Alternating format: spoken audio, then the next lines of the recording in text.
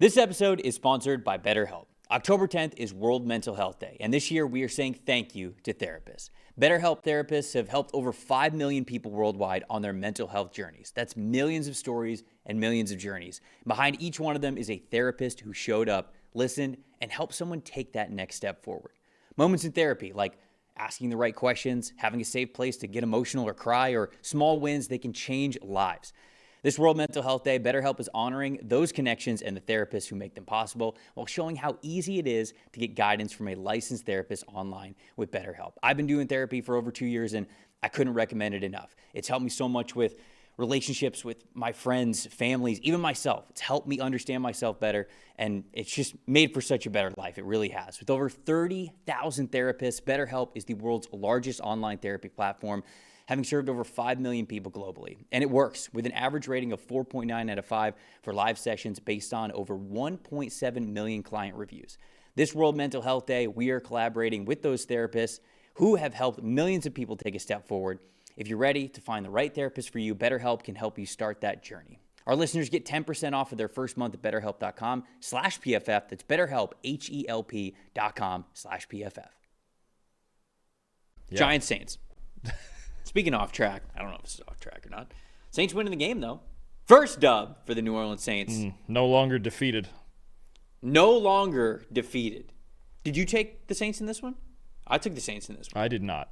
I don't think I did. I need to go back and look. I feel like you did. I'm 99% sure. I felt like we did. I think I took the Giants. I got to go back and look. Damn. You're a coward. I am. You didn't believe. You didn't believe that the Rat Pack was back. Was it ever here? But he's back, Jack. Oh, okay. Noel wins this game, 26-14. Top 5 graded players that we had for the New Orleans Saints in this one. Defensive tackle Brian Brzee. Look at him. Look at that elite score, folks. So the first round pick looks like 90.8. Cornerback Kool-Aid McKinstry an 82.1. Cornerback Alante Taylor an 81.9. Wide receiver Rashid Shaheed with an 80.4. Running back Kendre Miller 71.4. And then Spencer Rattler 72.6. On the Giants side of things, offensive tackle Andrew Thomas had a hell of a game. 89.9 overall grade. Linebacker Darius Musow with a 89.0. Safety Javon Holland with a 79.8. Defensive tackle Roy Robertson Harris 79.1. Center John Michael Schmitz Jr. 78.2. Jackson Dart in this one a 60.5. Seth told the story, Dalton. Very, very simple. Trevor, even without watching the game, if I just told you 2 football teams played and one of them won the turnover battle 5-0, you would be 99.9% sure of who won that football game. And that's what the Saints did here, especially when you talk about a Giants team that turned the football over 5 straight times in the middle of this game. It was 14-13. We had a good competitive game going, and honestly, credit Brandon Staley's defense, because outside of the Seattle game, they really haven't been playing that bad of football. They've been okay this year. They just haven't been able to finish games on either side of the ball. But 5 straight turnovers. Game was 14-13 just before the half. Darius Slayton catches a slant, fumbles. That leads to a Saints field goal. Jackson Dart, scrambling to his left, just drops the football, and Cam Jordan recovers it. That leads to another Saints field goal. And then the play that really broke the Giants back. It was 19-14. They were driving in to take a lead inside roughly the 10-yard line. Brian Brzee punches the ball away from Cam Scadaboo. Jordan Howden picks it up and brings it back for a touchdown. And then you had an interception from Jackson Dart on each of the next 2 drives in a 2-score game trying to force it. That's what it comes down to. Look, Trev, sometimes football is simple. You turn the ball over 5 times, you're going to lose. And before the Giants turned the ball over 5 times, they had the lead in this game. They scored on the first 2 drives. It looked pretty darn good for a quarter and a half, but it just one mistake cascaded into 4 and 5, and even, it just did not. It never got back on track. Yeah. And this Saints defense, again, are they the best defense in football? No. But they've been playing at least decent football, keeping them in games, right? The Cardinals game, I think about week 1, they had a chance to win that game. The Bills game in Buffalo, right? Their defense did not play horribly in that game. It just got away from them at the end, and it's just tough to beat that team in Buffalo. This game, they forced turnovers. They finished them off when they had a chance. Again, Brzee made the biggest play of the game, punching it away from Scadaboo. That's just what it comes down to. One team turned the ball over and the other didn't. Yeah, and I'm really glad that the Saints got a win here, because I don't know how many wins they're going to get this season. And to be honest with you, the team still needs a lot of talent. So you don't want to win too many games, right? You want to make sure that you have a good draft pick in there. But they have been playing well enough to start the season where it didn't feel right that they were still sitting here without a win. And I'm glad that they were able to get one. Now, that's obviously like no shade to Giants fans. Giants fans got a big win last week that they got to celebrate with their new quarterback, Jackson Dart. But it's just, if I'm looking at this, the Saints are a team that they're not going to win many football games this year. At least I don't think that they are. But it was good to see them get at least one, especially at home where, man, playing in New Orleans used to, and still in ways is, like, that's a tough road game. And so it was good to see them get a win there. The Giants offense without Malik Nabers now, at wide receiver specifically, I'm worried about it. Now, give credit to the Saints. Their two defensive backs, Kool-Aid McKinstry, 90.3 coverage grade. Alontae Taylor, 83.3 coverage grade. They were fantastic in this game. But a big reason why they were also fantastic, the other side of that coin, is Giants 54.6 receiving grade as a team just from their wide receivers. When you look at the best production that they had in the passing game, it was Daniel Bellinger, who had 52 receiving yards. It was Cam Scatterbo, who then had 45 receiving yards, on 6 catches. And then Theo Johnson as well, who had the 2 touchdowns. He had 6 catches for 33 yards. But Darius Slayton, 3 receptions, 31 yards. Wan'Dale Robinson, 5 receptions just for 30 yards. Bo Collins, 1 reception for 7 yards. Jalen Hyatt had 3 targets in this one, no catches. So I'm worried about this team at the wide receiver spot without Jackson Dart, or without Malik Nabers, specifically because Jackson Dart, to me, is, yes, he can hit the seam shots over the middle. Yes, he can go to the tight ends. We've seen that before during his time when he was at Ole Miss. But he loves hitting the big shots with the wide receivers on the outside. He's a sideline, outside the numbers type of explosive passer. And that's a Malik Nabers stat. Like, that is a Malik Nabers, not only catches those himself, but it opens things up for those other wide receivers that we have seen before, even with the Giants struggling. So this game, albeit one game, gives me some reservations moving forward because I figured it would be a tough enough adjustment for Jackson Dart in the passing game. Now, the week before, what we saw from them is how Jackson Dart was able to get involved as a runner, right? As this dual threat guy, okay, you got to take into account everything that's going on here. The RPO is a legitimate factor. Play action's now a legitimate factor. Him scrambling himself, obviously a factor and a big reason why they were able to win that game last week. But specifically, him not having the ability to take those deep shots, I think is going to make for a longer learning curve type of a year for him without Malik Nabers. So to me, amongst the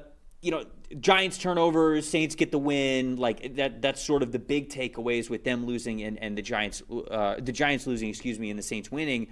The stat that told the story and what I'm actually going to monitor moving forward is how the Giants wide receivers are going to be able to move on without Malik Nabers in the lineup. And I think that's what you're trying to do in this offense, if you're Brian Daboll and you're Joe Shane, is especially without Nabers. We know Nabers is a keeper.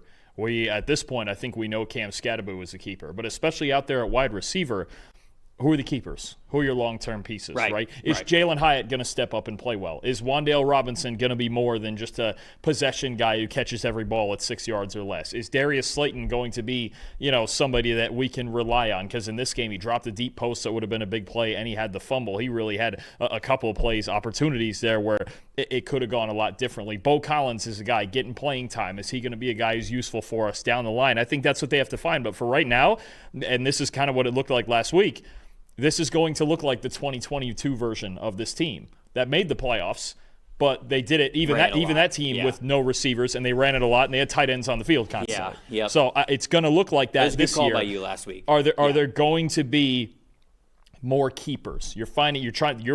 Both of these teams, it's the same story. There's several others in the league. You're trying to find foundational pieces. Mm-hmm. We know Nabers is one despite the injury. That's not a question. Does it suck to not have him? Absolutely. But you get him back next year, figure out who or what you can complement him with, whether that's anybody on this team or anybody we got to draft or find in the offseason. My most impressive in this one was great to see Andrew Thomas back on the elite side of grades. 0 pressures allowed on 46 pass blocking snaps. Great to see that. And Andrew Thomas, known, I feel, for more of what he does as a pass protector, how clean he is in pass protection, 29.2% impact run blocking percentage. This dude was whooping ass this week. It was great to see the best version of Andrew Thomas after all the injuries and him being out of the lineup for as much as he has been over the last couple of years. So he was my most impressive. My most disappointing is the Giants' defensive line. Like, I understand you're not gonna feast every single week, but this is a Saints offensive line that has struggled a good amount so far, 4 games into the season, going into this 5th game. They had 0 sacks and only 14 pressures total from a group that has Abdul Carter, Brian Burns, Kayvon Thibodeau, Dexter Lawrence. I understand that sacks aren't always going to be there every single week, and that should not be the measuring stick that you always have for these players, but 14 total pressures, you should be more disruptive than that, especially against this Saints offensive line that has had its struggles throughout the season. Spencer Rattler, time to throw, 2.46. And when the pocket was clean, basically making his own clean pockets, 2.02. It's the same idea here against the Giants, just like the Browns.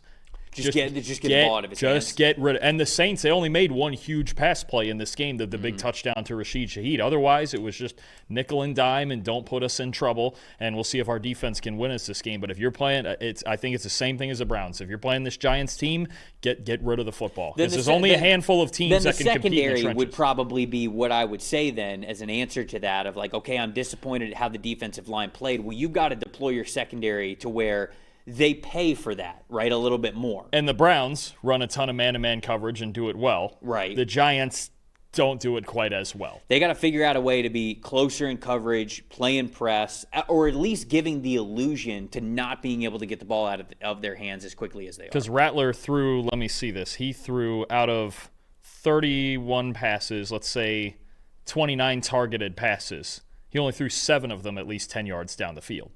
It is just this nickel and dime element that you can work your way around this defensive line if you do it right, and that's all you're asking for. Just don't screw it up and don't sit in the pocket too long and get strip sacked or anything like that. I think Kellen Moore had a good idea of what he wanted to do here, and it was just again, I say it all the time, if your line can't protect you, maybe they could, maybe they couldn't, but against this Giants team, probably not. If they can't protect you, protect yourself. I think that's actually a credit to me of Kellen Moore and Spencer Rattler for just knowing, hey, those guys can hurt us more than anybody here. Most impressive, most disappointing. Most impressive got to be Brian Brzee. I mean, he made the biggest play of the game with the punch out on Scattaboo. That was returned for a touchdown. That really sealed this game, tilted it in New Orleans' favor. But he had a 90 grade in this game. He only one other time in his career had an 80.